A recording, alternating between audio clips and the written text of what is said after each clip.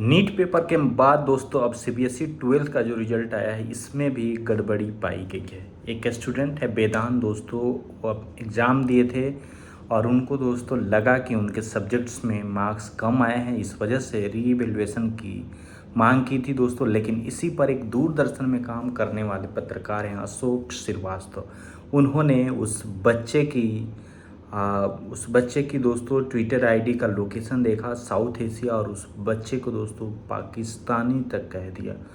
उन्होंने कहा कि क्या पाकिस्तानियों ने भी सीबीएसई के एग्ज़ाम दिए थे। और दोस्तों इस बात पे इतना बवंडर मच गया कि क्या कहें दोस्तों। वेदांत जो स्टूडेंट है दोस्तों वो इंडियन है, इवन उनका एबीपी पे इंटरव्यू भी चल रहा है। लेकिन उसके बाद इस तरह का जो पाकिस्तानी भी सीबीएसई का एग्ज़ाम दिए थे, इसके बाद फिर दोस्तों क्या हुआ आपको पूरा खबर विस्तार से बताएंगे।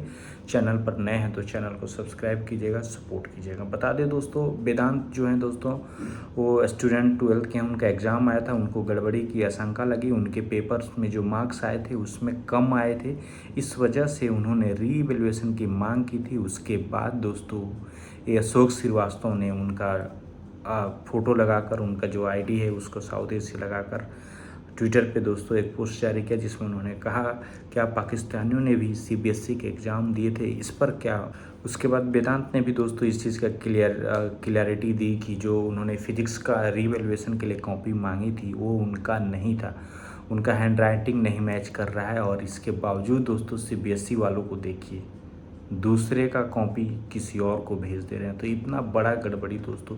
उसके बाद फिर क्या हुआ, अशोक श्रीवास्तव ने माफ़ी मांगी और वो ट्वीट को डिलीट किया और फिर एक नया ट्वीट जारी किया जिसमें उन्होंने लिखा है कि अभी अभी जानकारी मिली है कि वेदांत नाम का स्टूडेंट वास्तव में एक छात्र है। हालांकि उसके ट्वीट की लोकेशन भारत से बाहर की क्यों दिखाई जा रही है, इसकी पर्याय जानकारी अभी भी नहीं मिली है। लेकिन अभिनीत जिंदल जी मेरे मित्र हैं और विश्वसनीय व्यक्ति हैं, इसलिए उनकी जानकारी गलत नहीं होगी। सही जानकारी मिलते ही मैं अपना पुराना ट्वीट डिलीट कर रहा हूं और वेदांत और उनके परिवार के लिए मैं जो गलत जानकारी फैलाई गई उसके लिए मैं उनसे माफ़ी भी मांगता हूं। लेकिन अभी भी उम्मीद करता हूं कि अकाउंट के लोकेशन की सही जानकारी मिले तो मामला और ज़्यादा स्पष्ट हो। तो ये तो हाल है दोस्तों, दूरदर्शन में जो इतना बड़ा चैनल है दोस्तों उसमें काम करने वाले जो रिपोर्टर हैं अशोक श्रीवास्तव, स्टूडेंट को पाकिस्तान से बताकर दोस्तों कंपेयर कर दिया। पाकिस्तान से लोग सीबीएसई का एग्ज़ाम देने आए थे और फिर उसके बाद माफ़ी मांग रहे हैं।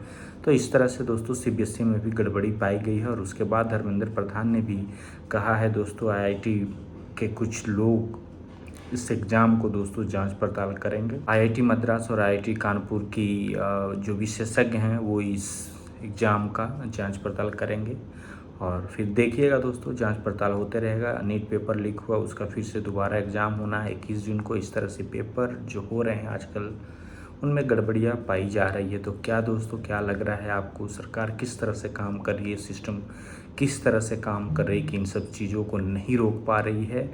और हमारे जो शिक्षा मंत्री हैं धर्मेंद्र प्रधान, इनके बारे में क्या ही कहा जाए दोस्तों, आप कमेंट करके ज़रूर बताइएगा।